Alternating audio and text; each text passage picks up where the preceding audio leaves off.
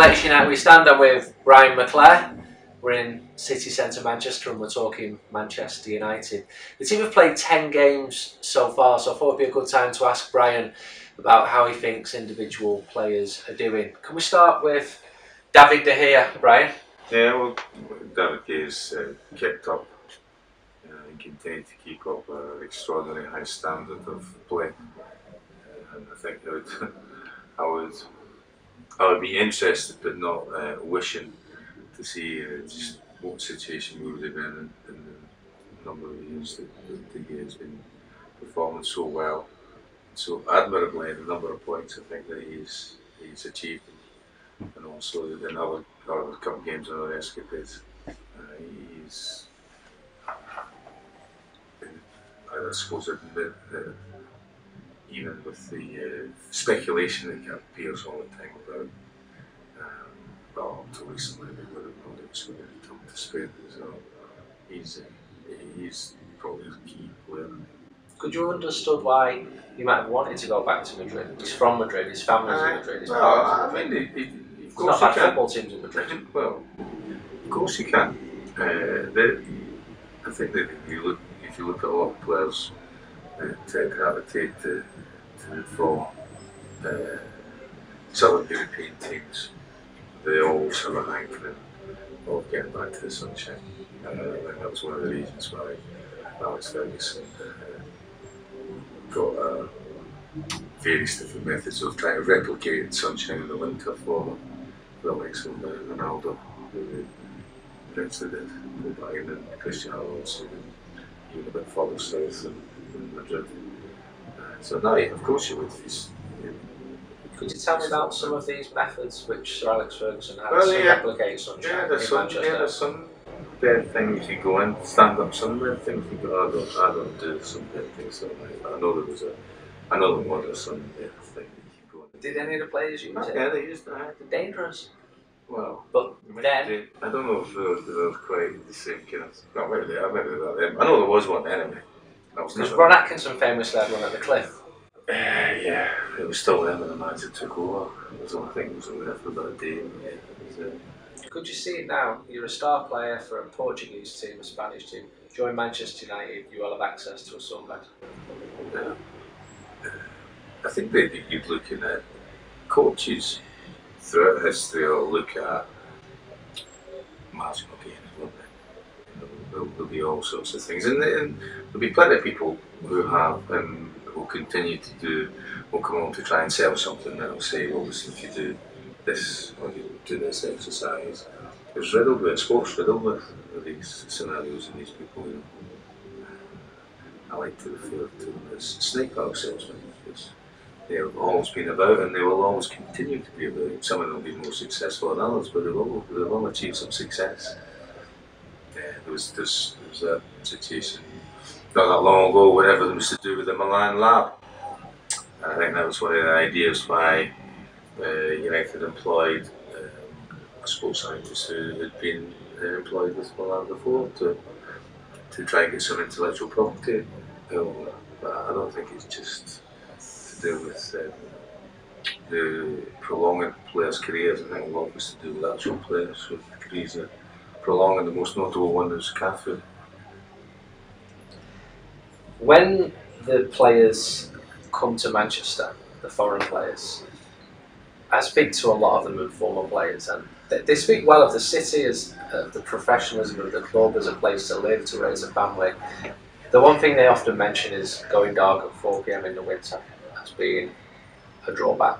So they want to change place all the time. Nah, I don't know how they want to find a solution to it. At 5 o'clock. It's just the one constant that pops up in my interviews, not with all of them, but they just say, love the club, love the people, love the fans, love the staff, but then 4 o'clock, going dark in the winters, do me. Again, yes, I understand, it's the same kind of thing for me, being from a very northern European country, that the sun's a problem for me, so I can totally empathise with it. And that's not, I haven't said that. I think if you ask most people, that's a problem for most people. That, oh my goodness, now heading towards, getting dark in that time. I don't think it's limited to anybody who's got also a European country. I think it's us generally, we don't like it when it goes back before, and that's why we're usually joyous when the clocks spin forward. This is the first part of our player review. We'll do the first part and we'll do a second part. Antonio Valencia. Antonio's been in and out of the team. Still for me an important player on and off the pitch. He's the captain of the club. I think Antonio always gives, first of all, there's never any question that he's given his all. And he's still, for me, playing pretty decently. Is it a problem? I'm not sure about social media. No.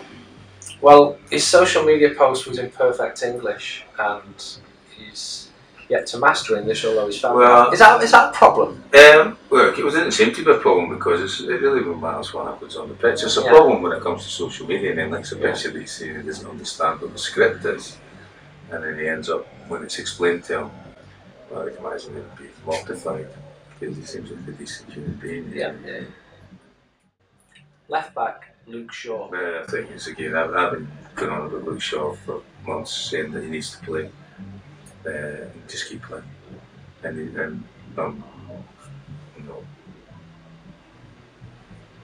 boasting on that centre back, but I'm really pleased that that's been the case. He needs to play. He's there to play. He needs to play football. All the other stuff will fall into play. He's still young. Got back in the squad. He's been playing good. Central defenders, Chris Smalling. Again, and Chris has mentioned it because he's changed his habits. He's now a vegan. He feels as fit and strong as he's ever felt before, and he's doing. And I think he's been doing pretty decent. And the problem for all the central defenders is that, to me, the coach doesn't trust no matter what promise he does. That seems to be an issue that we're always looking to protect that part. And again, a lot of them have been injured time and time again.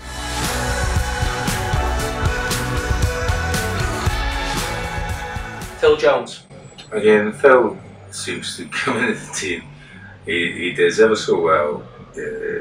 You know exactly what you're going to get from Phil. Wholehearted, honest performance, plays to the best of his abilities, and he seems to get injured. Now, the thing that I'll be asking the question about is that he's a hamstring injury, which is a fatigue injury. Phil volunteered to come back from holiday early. Now, has he not had enough time to recover from his summer exploits? I know he didn't play a huge amount for England, but he would have been playing in training at a reasonable intensity. Again, in warm weather, no particular rest, and he did his hamstring. He seems to be in a circle where he gets in, he's doing well, and it gets kiboshed by an injury. So that would be my one. A hamstring injury very early on. Don't be suspicious of that. Eric Bailly is another player who again, Eric's not really been in. He seems to be in, and then he comes in, and he comes into a situation where it's him and Lindelof play together, and it ends up being a very poor performance by everyone, and they too are the one that carry the can in particular for it.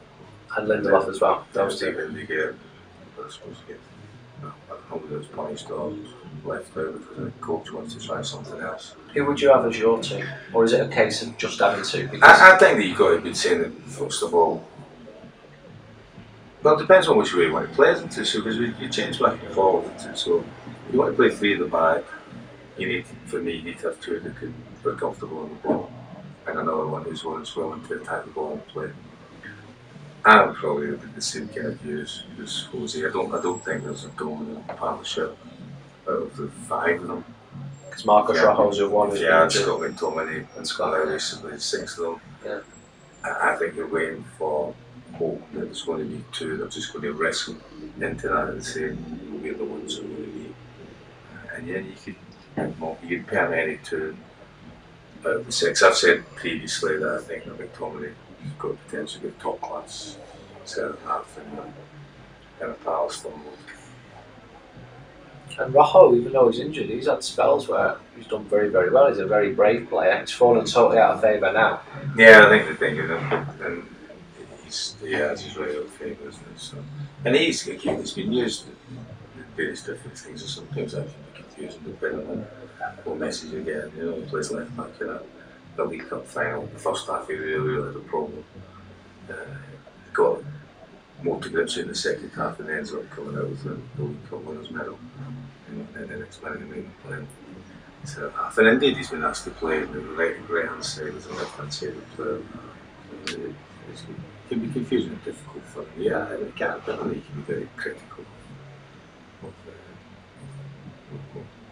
Ashley Young's not really featured much at left back. Delort played in Bern. He seems to be going forward. I think you would say right away that identifying probably the best defender, young defender of his age in Europe, and persuading him that his future, his next few years lies in Manchester is a coup for us. And to come in and to play and play so well in the European game. Consider if you look at what he's played, I think he's played more European games than he's played any other type of football. And yeah, I think that's great for him. A former player said to me it would help him a lot if he had dominant central defenders to talk him through the matches. A young player like that. You're always wanting players around about you. You can look through teams, not just United teams, any teams going back who have been successful, and you will have dominant characters in those central positions who are guiding the players around about them, young and old, so depending on the character. Could you tell us a couple of the characters? You've always got Steve Bruce, particularly, you've got Gales Robsons, your Keens in particular, who would be given guidance. And Gary, when you guys became a senior member of Manchester United, who would guide and tell them to the same way. It's not just evident what you see in the game. They would do it in the training, the demands in the training all the time. Look, you must do this, try and do this. Sitting and having a word with them quietly, or shouting and screaming in training, or even kicking them in training. That's the demands that originally started from Alex Ferguson and was contained along through the players and their expectations. Because when you win, continue to win. And that's proven to be exactly what happened. And they want to win until such times as they know themselves that they're not able to continue to do what they do. But still always encouraging young players and other players to come. So that's the defence and David De Gea. The next part is the midfield and the forwards.